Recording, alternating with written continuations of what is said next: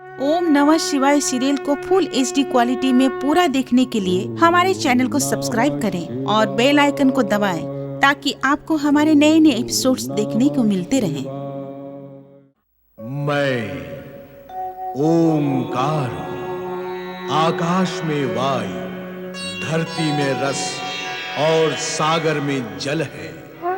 सूर्य में तेज, चंद्रमा में शीतलता और नक्षत्रों में चमक है, किंतु मैं इन सभी में ना दिखाई देने वाला इनका मूल सार हूं। मैं ओंकार हूं। इधर देवगण चिंतित हैं कि द्रोणगिरि कहां गया। उधर वृंदा अपने पति जलंधर की आरती उतारती है। उसी समय दैत्य गुरु शुक्राचार्य वहां आते हैं, किंतु जलंधर उनका अपमान करता है। सभी चकित रह जाते हैं। चिंतित देवगण रक्षा के लिए श्री विष्णु के पास आते हैं, तो वे सभी को रक्षा का आश्वासन देते हैं और लक्ष्मी को वचन भी कि वे जलंधर पर सुदर्शन चक्र नहीं चलाएंगे। जलंधर स्वर्गलोक पर आक्रमण कर देता है। इंद्राणी भयभीत होती है। देव दानव युद्ध आरंभ होता है। जलंधर और विष्णु में युद्ध होता है। पवन, अग्नि, वरुण भी अपनी अपनी शक्तियों का प्रयोग करते हैं। जलंधर नाना प्रकार के मायावी रूप धरता है। विष्णु जलंधर को तीरों से बांध देते हैं। तभी नारद वहां आकर जलंधर को बताते हैं कि विष्णु उसके बहनोई हैं। जलंधर बहन बहनोई को अपने भवन में लाता है। इससे इंद्र चिंतित होते हैं और राहु भी। राहु सूचित करने शुक्राचार्य के पास आता है कि जलंधर माता लक्ष्मी व हरि विष्णु को अतिथि बनाकर अपने भवन में ले गया है। तत्पश्चात राहु की भेंट नारद जी से होती है। राहु, छोटा सा तो शरीर है तुम्हारा, यूं कहो कि आधे से भी आधा। उसे भी तुमने पत्थर की भांति कठोर बना रखा है। भला क्यों? नारद, तुम वीणा अवश्य बजाते हो, किंतु तुम्हारी वाणी में विष है। अमृत पान किए हुए असुर को भी अमृत में विष ही दिखाई देगा। राहु, नारायण नारायण, दोष तुम्हारा नहीं है, तुम्हारी आसुरी वृत्ति का है। तुम्हारी दिव्य वृत्ति भी कुछ बड़ा काम नहीं कर पाएगी नारद। नारायण नारायण। राहु, आसुरी शक्तियां दिव्य शक्तियों के मार्ग में बाधक अवश्य होती हैं, किंतु उन्हें परिणाम तथा अपने दिव्य लक्ष्य तक पहुंचने से रोक नहीं सकती, क्योंकि उनमें वो सामर्थ्य होता ही नहीं। नारायण नारायण। देख लो, तुम्हारे दैत्यराज जलंधर स्वर्ग से वंचित रह गए। अरे इतना ही नहीं राहु, वो अपनी बहन और बहनोई माता लक्ष्मी तथा श्री हरि विष्णु को अपने साथ अपने भवन में ले गए हैं। नारायण नारायण। ये सब तुम्हारी कुटिलता और कुचाल के कारण हुआ है नारद। तुमने दैत्यराज को भरमा दिया है। मैं जाकर उन्हें सचेत करूंगा। दैत्य और असुरों में यदि सचेत होने की बुद्धि और समझ होती तो स्वर्ग आकाश में नहीं, धरती पर होता। और फिर दैत्यराज के लिए सचेत होने की अपेक्षा अचेत होने की संभावना अधिक है। नारायण नारायण। और फिर सचेत करने के लिए दैत्य गुरु शुक्राचार्य जो है, किंतु गुरु शुक्राचार्य से पूर्व वहां पहुंचकर दैत्यराज का गुरु बनने का यदि तुमने प्रयत्न किया तो पान किया हुआ अमृत भी संभवतः कार्य ना करे। नारायण नारायण। और तुम्हारी दुर्गति में कहीं और अधिक वृद्धि न हो जाए। सावधान, इस बचे हुए मस्तिष्क को बचाना।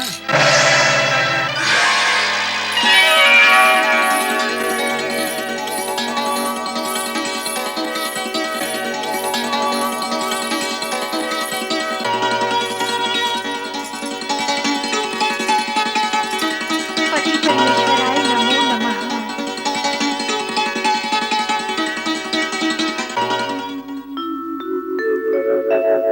सशंख चक्रम सकिरीटी कुंडलम सपीतवस्त्रम सरसीरुहे क्षणम्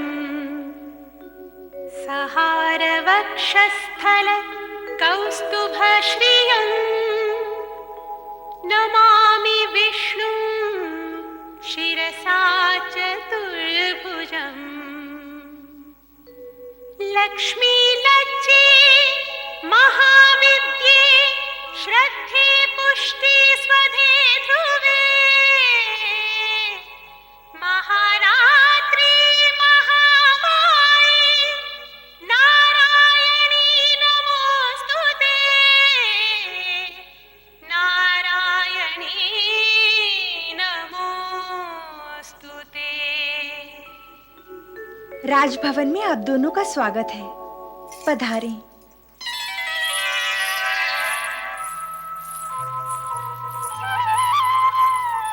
स्वामी, आपने देवताओं के हित चिंतक श्री स्वरूपा लक्ष्मी और श्री नारायण को अपने भवन में आमंत्रित कर उनका आदर सम्मान करके अपना यश उज्जवल किया है। आपने देव असुर शत्रुता की अनुचित परंपरा को तोड़कर जगत में एक नया कीर्तिमान स्थापित किया है। सत्य कहती हो वृंदा। जगत की जितनी भी यात्राएं हैं उनका अंत सुखद ही होता है, किंतु शत्रुता की यात्रा का अंत शीघ्र नहीं होता, और होता भी है तो दुखद ही होता है। मेरे भ्राता जलंधर ने इस दुखद यात्रा को बीच में ही समाप्त कर एक महान कार्य किया है। यदि महाबली जलंधर की भांति जगत के अन्य प्राणी भी इस सत्य को मानने की उज्जवल यश और महानता शत्रुता से नहीं वरन मित्रता से प्राप्त होती है। हाँ जगदीश्वर, शत्रुता से संपूर्ण वातावरण दूषित हो जाता है। मन के विकार परिवार, स्वजन, वंश और कुल तक को मलिन कर देते हैं। भावी संतान भी रोगी और भोगी उत्पन्न होती है। सबका भविष्य अंधकारमय हो जाता है और मित्रता में संपूर्ण वातावरण आनंद उल्लास से परिपूर्ण रहता है। मन मस्तिष्क में सद्भावनाएं, सदाशयता और कल्याणकारी भावनाएं जन्म लेती हैं। जीने की इच्छा बलवती रहती है। संतान भी योग्य और सुपात्र होती है। मित्र भाव सदा सुख, संपत्ति और समृद्धि में वृद्धि करता है। अति उत्तम। यदि महाबली जलंधर की भुजाओं में बल है तो वृंदा के विचारों में उदात्तता, भव्यता और महानता है। अति सुंदर। भाभी किसकी हैं? देवगुरु, श्री हरि विष्णु और जलंधर के संबंधों से मन में आशंकाएं उत्पन्न हो रही हैं। कहीं इन संबंधों से कोई अनहोनी न घटित हो जाए। हाँ देवगुरु। अर्थात देवगुरु, जलंधर देवताओं का शत्रु है और भगवान श्री हरि विष्णु देवताओं के हितैषी व रक्षक। जलंधर श्री हरि विष्णु के साथ साथ लक्ष्मी जी को भी अपना अतिथि बनाकर ले गया है। क्या इसका परिणाम शुभ होगा?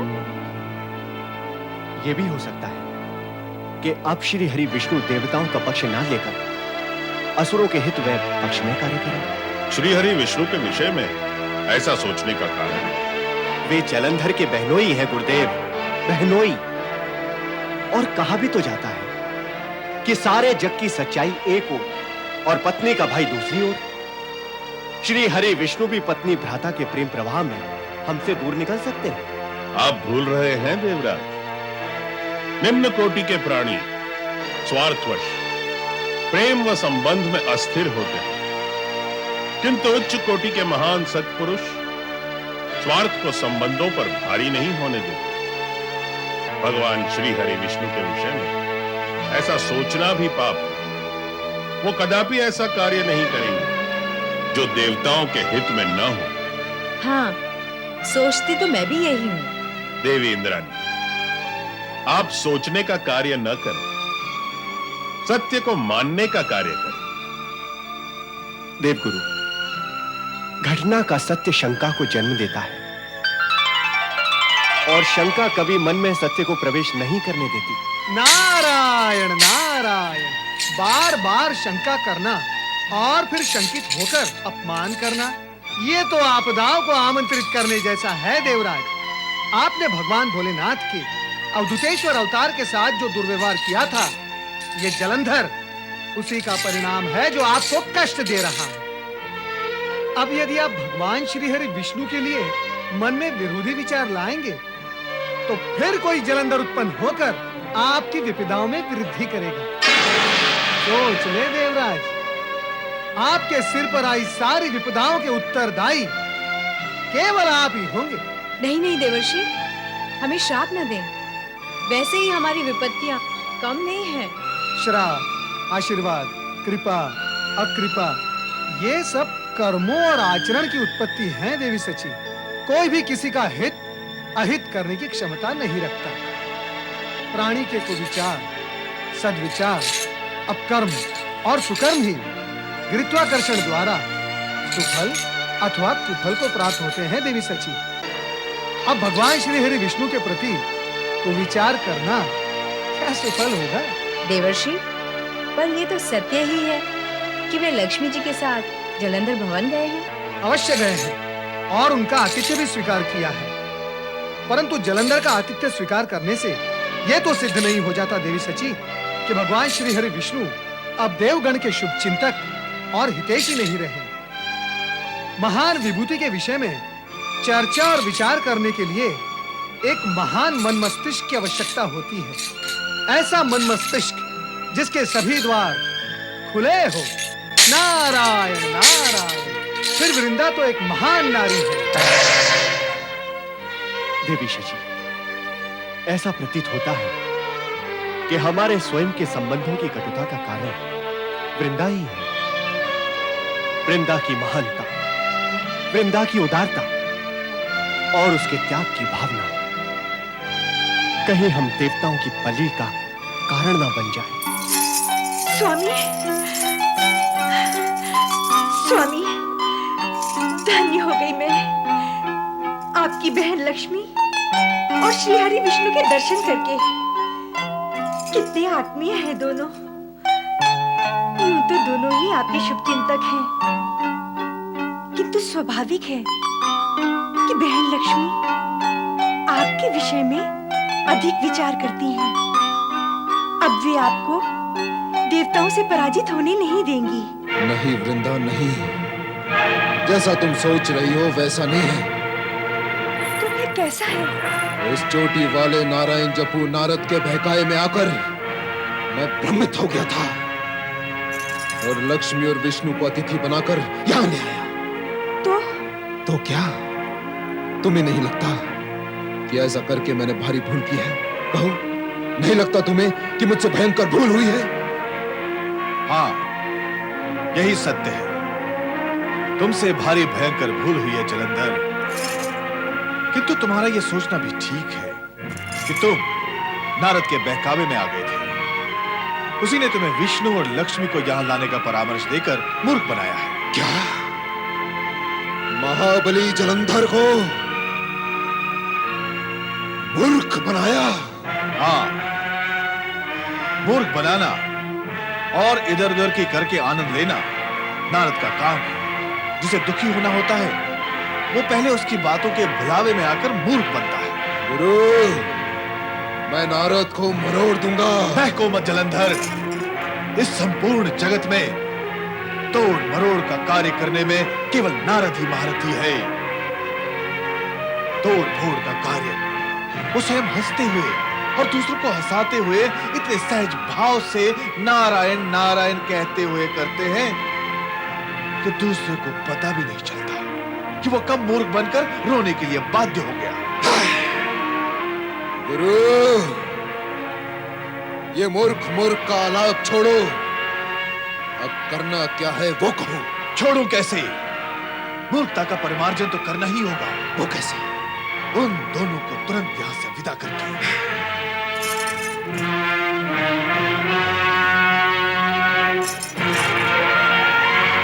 हाँ महाबली जलंधर, ये हमारा आदेश है।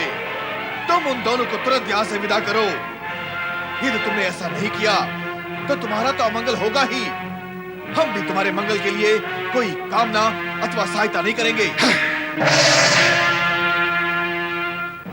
देवी लक्ष्मी, अब यहाँ अधिक समय तक ठहरना उचित नहीं है। क्यों? क्यों उचित नहीं होगा स्वामी?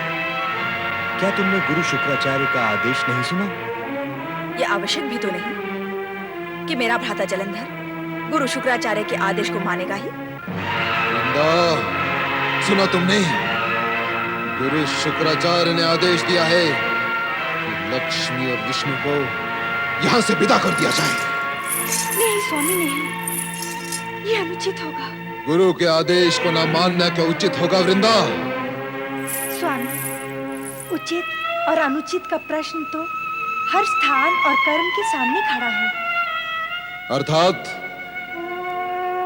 स्वामी, आप स्वयं अपनी इच्छा से आदर पूर्वक उन दोनों को यहाँ लेकर आए हैं। अब निरादर से उन दोनों को यहाँ से जाने के लिए कहना क्या उचित होगा?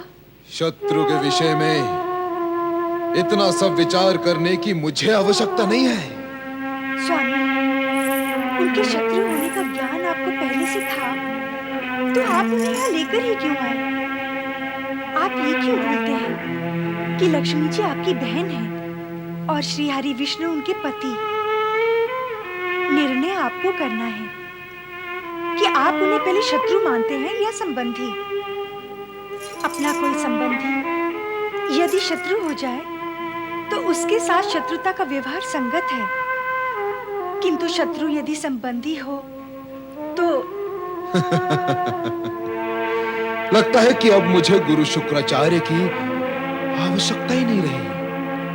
तुम जो गुरु बनकर प्रवचन करने लगी हो, किंतु वृंदा, तुम्हारे प्रवचन का मुझ पर तनिक भी प्रभाव नहीं होगा। मैं इसी समय जाकर लक्ष्मी और विष्णु को विदा करके आता हूँ। स्वामी, मैं आपसे प्रार्थना करती हूँ, आप अतिथियों का अपमान न करें। अतिथियों का अपमान न करें स्वामी। अतिथियों का अपमान नहीं होगा तो मेरा अफसान होगा। सुना नहीं गुरुवर ने क्या कहा था? स्वामी, मैं ऐसा उपाय करूंगी जिससे ना आपका अवसान होगा और ना ही अतिथियों का अपमान। आप निश्चिंत रहें, किसी का हित हुए बिना मैं वो सब कर दूंगी जो आप चाहते हैं। सोच लो वृंदा, यदि तुमने शीघ्र ही वो नहीं किया जो मेरी इच्छा है, तो फिर मैं वो कर दूंगा जो तुम्हारी इच्छा नहीं है। मैं दोनों को धकेल कर बाहर कर दूंगा। नहीं, ऐसा अवसर नहीं आएगा। ऐसा अवसर नहीं आएगा तो फिर वैसा अवसर भी नहीं आएगा।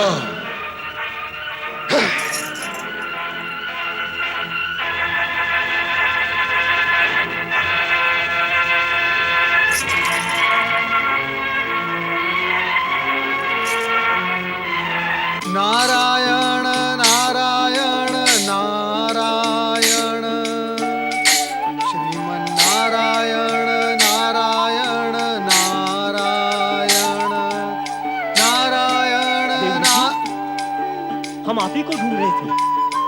मुझे? हाँ, देवराज इंद्र आपसे मिलने के लिए व्याकुल हैं। कृपया तुरंत स्वर्गलोक चले देव ऋषि। क्यों क्यों क्यों चलूं मैं स्वर्गलोक? क्या मैं आपके देवराज इंद्र का सेवक हूँ? मैं अपनी इच्छा का स्वामी हूँ। नारायण नारायण, जब इच्छा होगी, जहाँ जाना होगा जाऊंगा, नहीं तो नहीं भी जाऊंगा। रुष्ट ना हो देव ऋषि, हम तो आपसे विनती कर रहे हैं। यदि आप हमारे साथ स्वर्गलोक नहीं चलेंगे तो देवराज हमसे रुष्ट हो जाएंगे। ओह, उत्तम, अति उत्तम।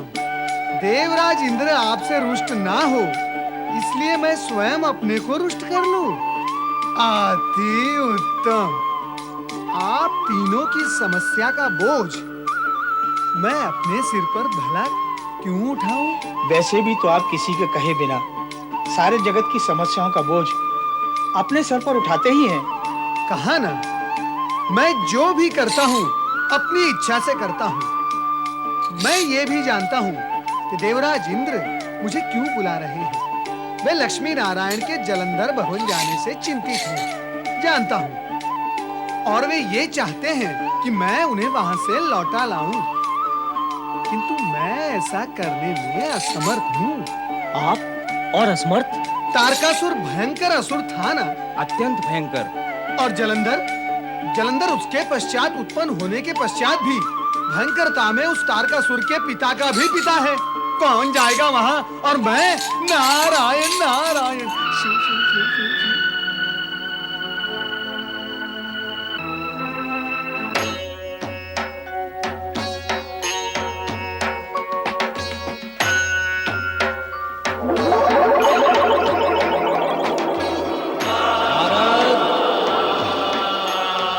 नारायण नारायण नारायण भगवान नारायण नारायण नारायण। नारद, भोलेनाथ, आज्ञा करे भोलेनाथ। जगत में असुरराज जलंधर की उपस्थिति जगत के लिए हितकर नहीं है। इसीलिए उसके विनाश के लिए शक्ति स्वरूपिणी पार्वती के क्रोध को तुम्हें जगाना होगा, जागृत करना होगा। यह कार्य करने में केवल तुम ही समर्थ वे योग्य हो।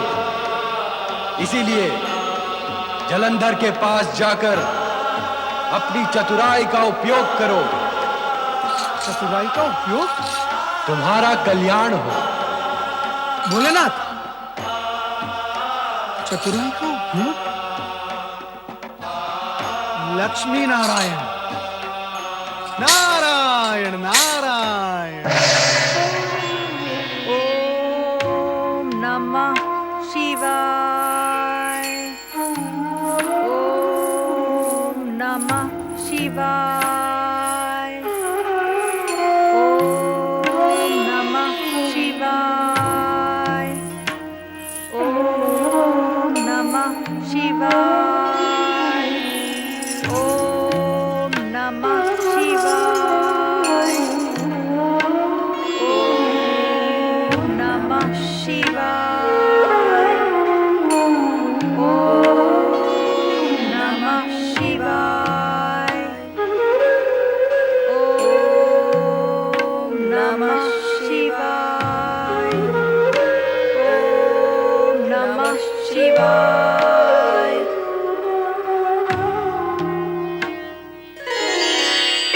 देवी, आपका यह आगमन शिव कृपा का ही परिणाम है। मेरे पति और आपके भाई ने व्यर्थ ही देवगण से युद्ध किया।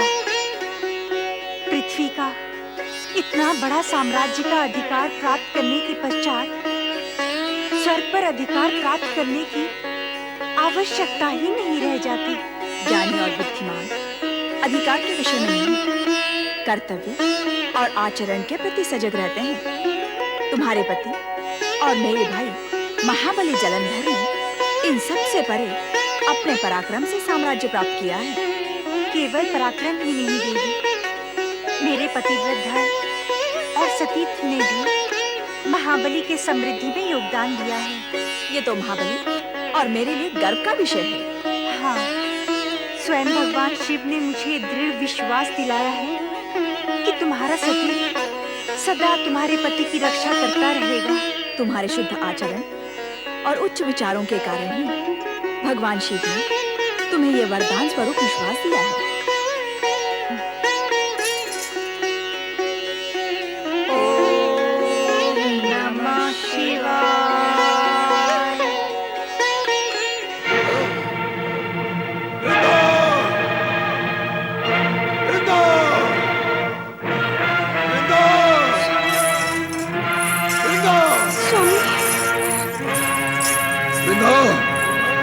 तुमने हमारी आज्ञा और अपने वचन का पालन नहीं किया।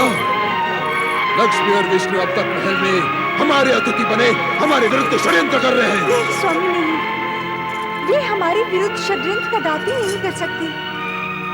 वे तो हमारे संबंधी और शुभचिंतक हैं। संबंधी, शुभचिंतक, इसलिए तुमने अपने पति की इच्छा के विरुद्ध अब तक इन दोनों को महल से विदा नहीं किया। क्या संबंधी ऐसे होते हैं? मेरे प्राण हर लेने के उद्यत अपने पति विष्णु को रोक नहीं सकती थी मेरी बहन लक्ष्मी। क्या बहन ऐसी होती है? ये जानते हुए कि मैं उसके पत्नी का भाई हूँ, विष्णु ने मुझ पर प्राण तक प्रहार किए। क्या बहनों ही ऐसे होते हैं? वो सर्व देवों में श्रेष्ठ है, पूजनीय है, तो क्या हुआ? देवता हमारे शत्रु हैं, शत्रु। ऐसे निर्दयी स्वार्थी मेरे संबंधी और शुभचिंतक नहीं हो सकते, कदापि नहीं। कुछ भी हो, उन्हें यहाँ से जाना ही होगा। हाँ जलंधर, अब हमने भी निर्णय ले लिया, हमें यहाँ से चले जाना है।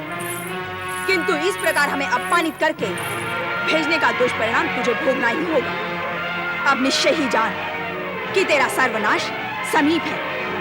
तू स्वयं हमें यहाँ आग्रह पूर्वक लाया था, किंतु अपमानित करके चले जाने पर बाध्य कर रहा है। ऐसे अस्थिर बुद्धि वाले जीवन में कभी स्थिर नहीं होते, और तू भी नहीं होगा।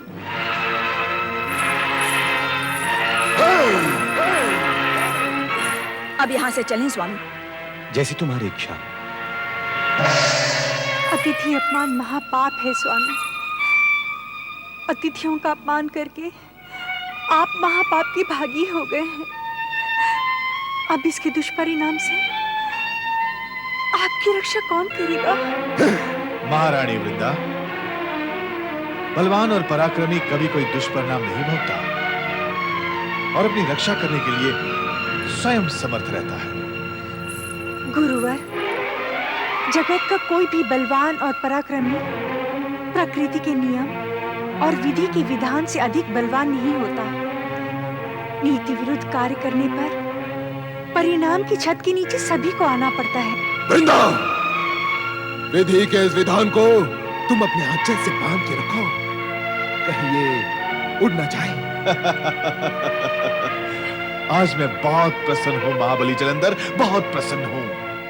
तुमने दांत के नीचे आया कंकड़ निकाल कर फेंक दिया। अब तुम स्वर्ग पर आक्रमण करने की तैयारी करो महाबली। स्वामी, स्वर्ग पर आक्रमण करना अनिष्टकारी होगा। आप अपनी बुद्धि और विवेक से काम करें।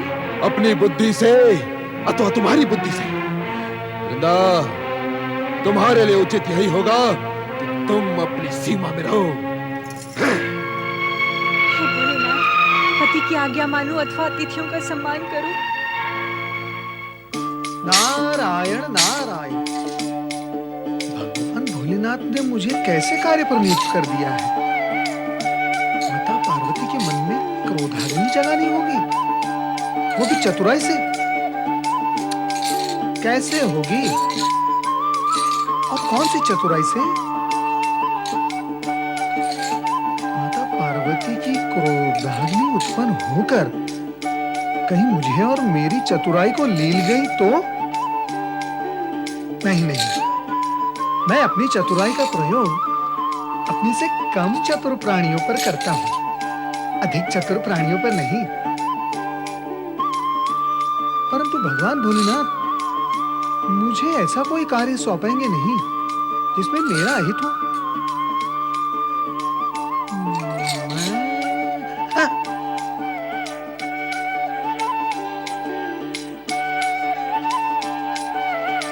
नारायण नारायण,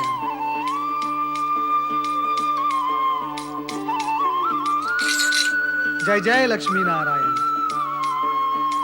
किंतु प्रभु, आप दोनों तो महाबली जलंधर के अतिथि थे, इतने शीघ्र कैसे लौट आए? लौट नहीं आए, लौटा दिए गए हैं। बहन के घर से भाई लौटता है, किंतु भाई के घर से बहन लौटाई गई, ये सुनकर दुख हुआ। अर्थात तामसिकता विकसित हो रही है। हाँ नारद, ऐसा ही है। जलंधर ने हम दोनों का घोर अपमान किया है। उसका सर्वनाश निश्चित है। हाँ माता, पूज्य, आदरणीय और सत्पुरुषों का अपमान करने वाला मृत्यु से पूर्व मृत्यु द्वारा ही अपमानित होता है, और इतना अपमानित होता है कि मृत्यु से पूर्व उसकी मृत्यु भी हो जाती है। सर्वनाश हो जाता है उसका। माता, आप ही के उद्गार मैं अपने शब्दों में प्रकट कर रहा हूं।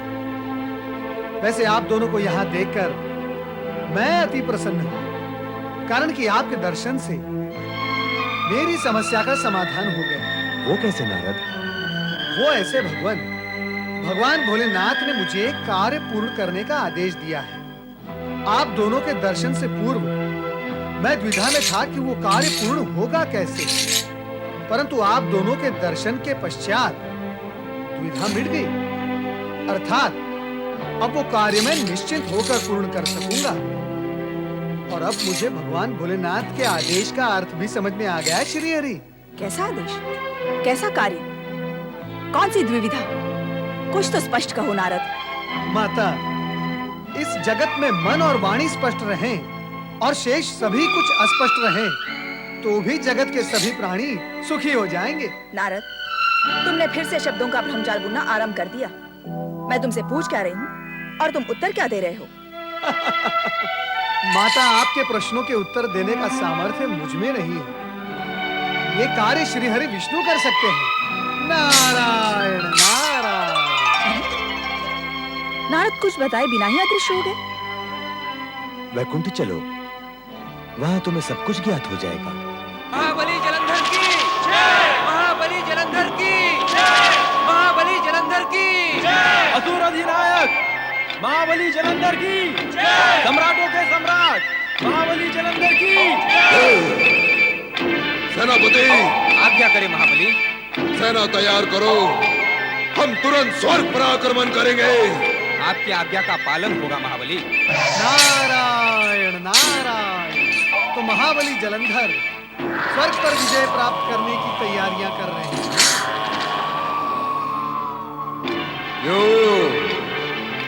क्या हम स्वर्ग विजय नहीं कर सकते? नारायण नारायण। महाबली, आपका प्रश्न तो अत्यंत सरल है, किंतु मेरा प्रश्न आश्चर्य में डूबा हुआ है कि अब तक आपने स्वर्ग पर विजय की क्यों नहीं? गुरु ने आज्ञा ही विलंब से दी नारद। गुरु? ये गुरु कौन है? तुम हमारे गुरु को नहीं जानते? गुरु शुक्राचार्य। आहा, गुरु शुक्राचार्य। तो महाबली, आप उन्हें आदर और सम्मान से गुरुदेव क्यों नहीं कहते? नहीं, ये देव, देवी, देवता ना तो देखने में हमारे आंख को भले लगते हैं, ना ही बोलने में हमारे मुंह को पाते हैं। ये देवी देवता का उच्चारण ही हमें अस्वस्थ सा बना देता है। नारायण नारायण। फिर भी महाबली, गुरु का उचित सम्मान तो आवश्यक ही है।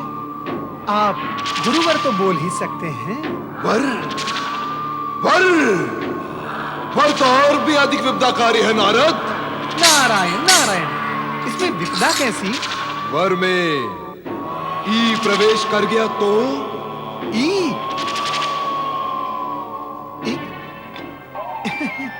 ये ई क्या हुआ महाबली? वही मानव और देवताओं वाला ई, जो ईश्वर कहलाता है। शव में यदि ये ई प्रवेश कर जाए तो शिव बन जाता है। वर में घुसकर वीर बन गया तो? गुरु वर से वीर बन जाएंगे, और एक स्थान पर दो वीर कैसे रह सकते हैं? हाँ? वीर जलंधर तो गुरुवीर शुक्राचार्य को अपने मार्ग से हटा ही देगा। हाँ नारद, अकारण ही गुरु के प्राण मेरे हाथों से जाएं, उससे तो उचित नहीं होगा ना कि मैं केवल गुरु कहकर काम चलाऊं? उत्तम, अति उत्तम, सर्वोत्तम। महाबली जलंधर, आप केवल महाबली ही नहीं, महाज्ञानी भी है। धरती आपको पाकर धन्य हो गई है। हाँ, स्वर्ग और आकाश भी हमें पाकर धन्य हो जाए, धन्य हो जाए, धन्य हो जाए, धन्य हो जाए, धन्य हो जाए। ओम नमः शिवाय। ओम नमः शिवाय। ओम नमः शिवाय। ओम नमः शिवाय। ओम नमः शिवाय। तुम